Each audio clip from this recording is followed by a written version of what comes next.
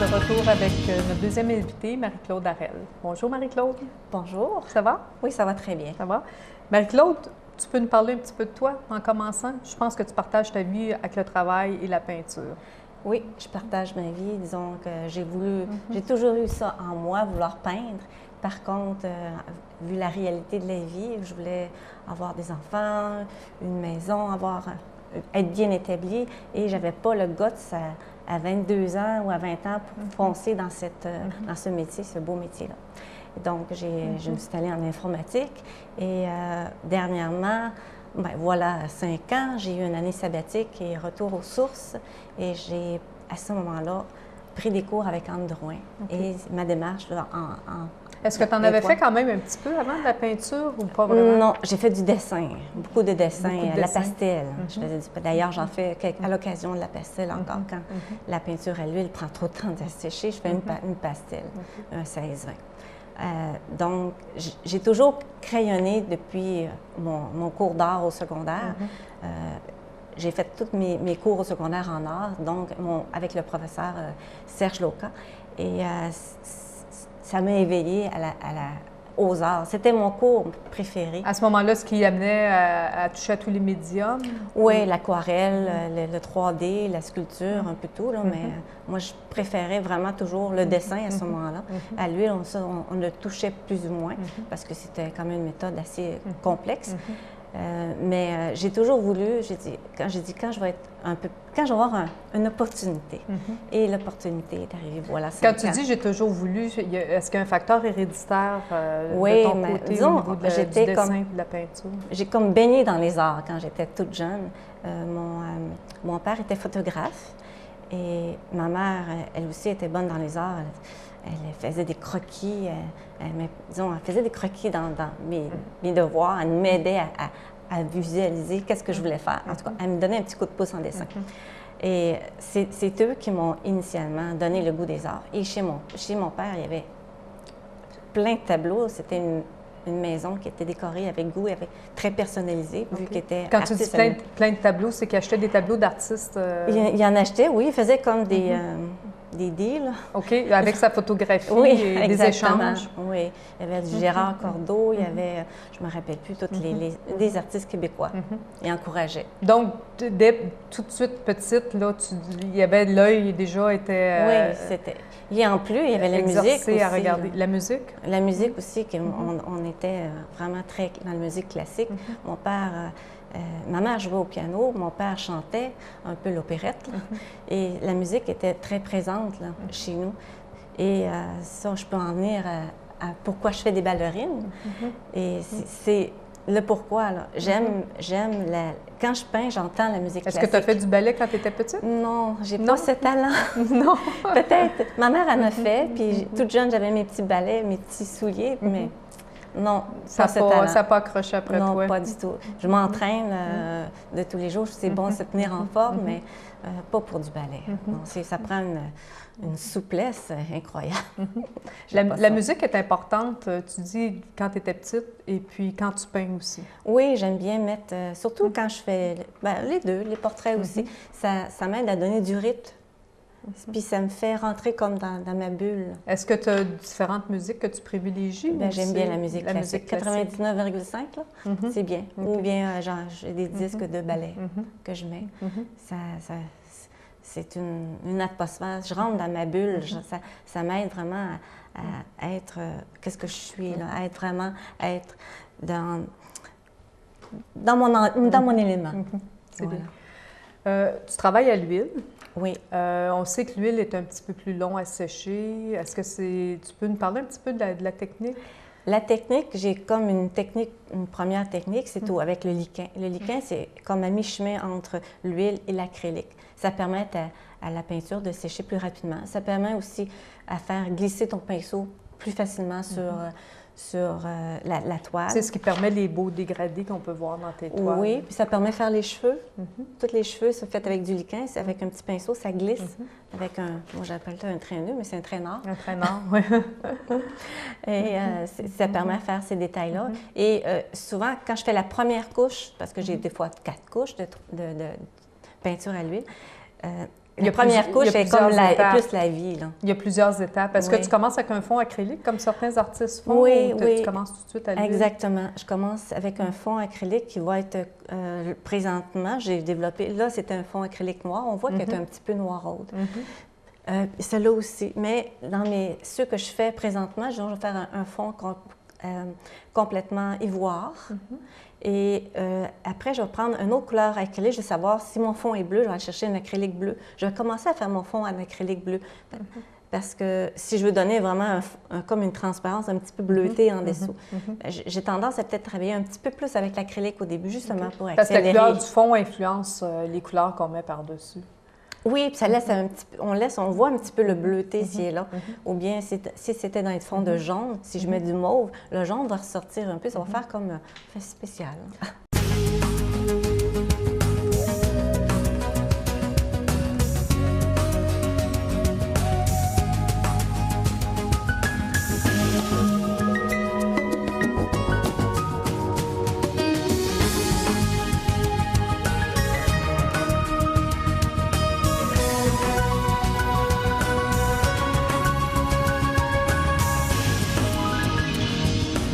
On regarde les toiles qui sont ici derrière nous et il y a beaucoup de dessins.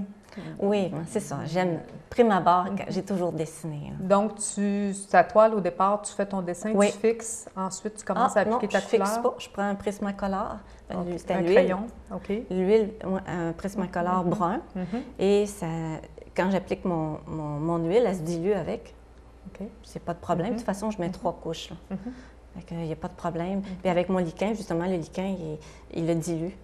Tu me parlais d'un autre médium à peindre. Oui, contraire de ce que je fais. Si j'ai tendance à vouloir faire ça, plus quand je vais être complètement dans les arts un jour, j'espère, c'est un médium qui va retarder. Tu peux, en utilisant ce médium que j'appelle 2Z, c'est Denis Jacques qui utilise ça, et avec l'essence Orpic, et ton huile polylésée que tu mets dedans chaque pastille là, que tu fais de ton mélange de couleurs, ton échelle de couleurs. Cette méthode-là, ça permet de travailler toute la journée sur ta toile. Un bon 8 heures. Déjà, l'huile qui est longue à sécher, ce médium-là prolonge davantage. Oui. Au début, c'est comme un petit peu mou, mais tu reviens, puis là, elle commence à prendre Est-ce que tu as l'impression que ça glisse? Ça glisse. C'est vraiment des couches très, très minces, comme ceux, les toiles du Moyen-Âge. Travailler beaucoup, beaucoup en transparence. Donc, si tu es parti avec du noir en dessous ou un noir composé, tu ne pourras pas mettre du blanc dessus.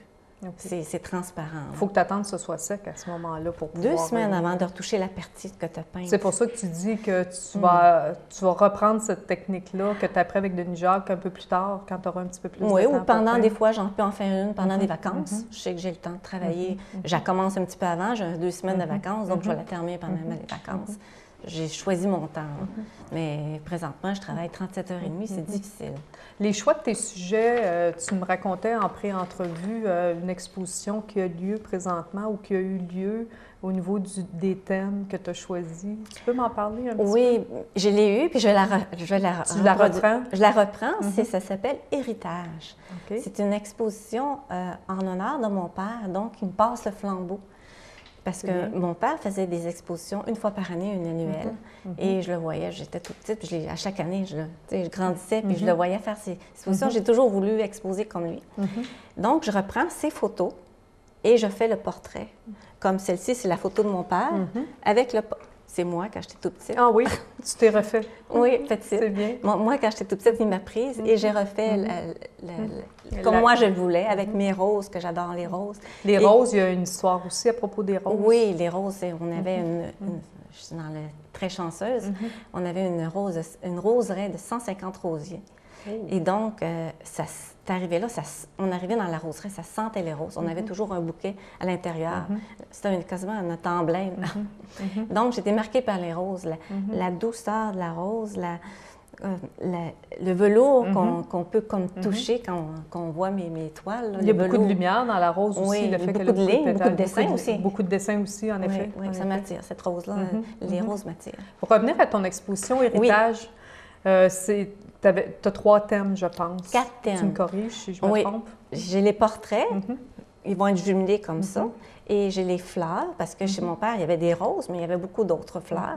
Donc, j'ai mes fleurs et ses photos de fleurs à lui. Et j'ai les ballerines, vu la musique classique, le piano à queue qu'on avait chez nous. J'ai joué quand même la musique classique un petit bout. Et les ballerines, en l'honneur de justement la musique. Et le dernier thème, c'est un thème que j'ai fait vraiment spécifique pour mon père, les arbres. Parce que lui, je voyais les négatifs, j'ai tous ces négatifs à la maison. Je vois beaucoup d'arbres. Je dis, c'est une valeur pour lui qui est importante.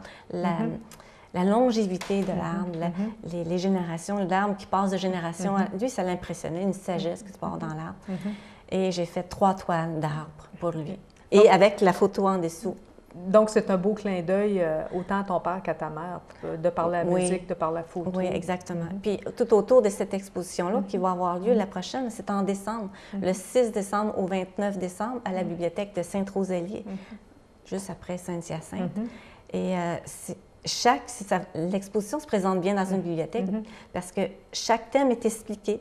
C'est comme une petite histoire. C'est bien. Il va y avoir ma photo avec mon cheminement, la photo de mon père avec sa vie, son cheminement artistique, lui aussi. Et vraiment, puis chaque toile, il y a un texte. Je voulais on voit la toile, on ressent quelque chose, et puis un petit texte qui explique en mots, quelqu'un qui est plus littéraire, qu'est-ce que moi j'ai ressenti quand j'ai fait la toile. Il y a un projet qui te tient à cœur que j'aimerais qu'on parle avant que ça se termine, parce que ça tire pratiquement à sa fin. Puis peut-être que des auditeurs qui vont pouvoir répondre à ta demande. Est-ce que tu peux la faire? Oui, moi je recherche... Dans ta démarche artistique, qu'est-ce que tu aimerais? Dans mes démarches artistiques, moi j'aime bien, je joue un petit peu au photographe comme mon père. J'aime prendre des modèles pour faire les ballerines. Tu travailles tout le temps de ton document, ton propre document. Bien, tu as travaillé avec les documents de ton père, mais maintenant oui, dans les photos, dans ton avenir, il n'y avait pas de ballerines dans les documents de mon père. Moi, j'aime bien les ballerines. Et ça me prend des studios qui vont pouvoir s'ouvrir est-ce que je peux aller photographier? Donc, ta demande, s'il y en a qui sont à l'écoute, qui seraient prêts à ouvrir leurs portes, leur école de danse, ils pourraient te contacter pour que tu puisses aller faire de la photo. Photos, je veux prendre, c'est juste des modèles, c'est pas pour les poser puis les reproduire. Puis je prends vraiment pas des faces parce que c'est pas vendeur. Je prends de profil ou bien carrément de dos pour justement aller chercher des modèles, des vrais modèles, c'est plus vivant. Puis je vais aller chercher vraiment qu'est-ce que moi je veux voir sur mes toiles. Marie-Claude, c'est déjà terminé. Puis on espère que les auditeurs, qu'il y a une école de danse qui va t'ouvrir les portes pour que tu puisses continuer à atteindre. Je vais continuer de toute façon. C'est une grande passion pour moi. Bien, merci beaucoup, Marie-Claude. Merci beaucoup à toi aussi. Merci, chers auditeurs, et on vous attend la semaine prochaine. C'est un rendez-vous. Merci. Bonjour.